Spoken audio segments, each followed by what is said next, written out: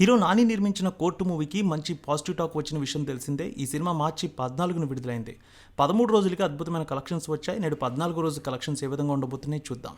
ప్రీమియర్లు day 1 కలిపి 8,10,00,000 gross వసూళ్లు తీసుకొచ్చింది ఈ సినిమా. మౌత్ టాక్తో ఈ సినిమా సూపర్గా అద్భుతంగా ముందుకు సాగుతోంది. బుక్ మై షోలో కూడా మంచి ట్రెండ్ కనిపించింది.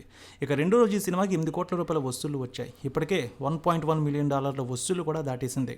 మూడో రోజు 9 కోట్ల రూపాయలు, నాలుగో రోజు 4.5 కోట్ల వసూళ్లు వచ్చాయి. 5 రోజులకి 33,55,00,000 వసూళ్ల మార్క్ అందుకుంది. కోర్టు మూవీ 7 రోజులకి 39,60,00,000, 8 రోజులకి 42 కోట్లు, 9 రోజులకి 46 కోట్లు, 10 రోజులకి 50 కోట్ల మార్క్ అందుకుంది.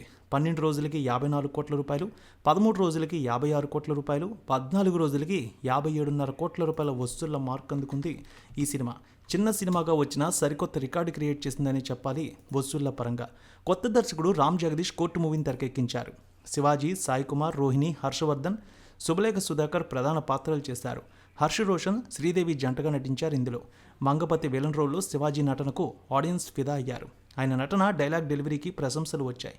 పోక్సో యాక్ట్ నేపథ్యంలో చట్టాలపై అవగాహన కల్పించే కాన్సెప్ట్తో ఈ సినిమా తెరకెక్కింది. ఇక ఈ మూవీ డిజిటల్ హక్కులు ప్రముఖ ఓటీటీ ప్లాట్ఫామ్ నెట్ఫ్లిక్స్ దక్కించుకుంది. థియేటికల్ రన్ తర్వాత ఓటీటీలో రిలీజ్ అయ్యే ఛాన్స్ ఉంది. ఈ మూవీ హిట్ టాక్ తెచ్చుకోవడంతో కాస్త ఆలస్యంగా స్ట్రీమింగ్ అయ్యే ఛాన్స్ ఉంది. స్టోరీ వైజ్ చూస్తే చంద్రశేఖర్ అలియాస్ చందు సరిగ్గా చదువు అవ్వదు. ఇంటర్ ఫెయిల్ అయి పార్ట్ టైం పనులు చేస్తాడు. ఇలా వచ్చిన ప్రతి పని కాదనకుండా ఉపాధి కోసం చేస్తూ ఉంటాడు.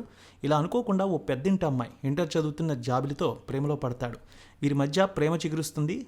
నిత్యం ఫోన్లో మాట్లాడుకోవడం, కలవడం, ఇలా చాలా డీప్ లవ్ చేసుకుంటారు.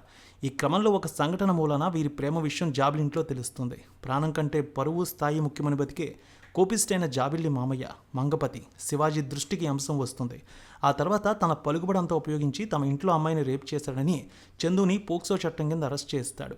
బెయిల్ రాకుండా చందు మీద పోక్సో యాక్ట్ పెట్టించి లాయర్ దాముతో కోర్టులో ఎలాంటి ఎత్తులు వేశాడు, చందుని ఎలాగైనా బయటకు తీసుకువచ్చేందుకు లాయర్ ప్రియదర్శి ఎలాంటి ఎత్తులు వేశాడనేది ఈ సినిమా స్టోరీ.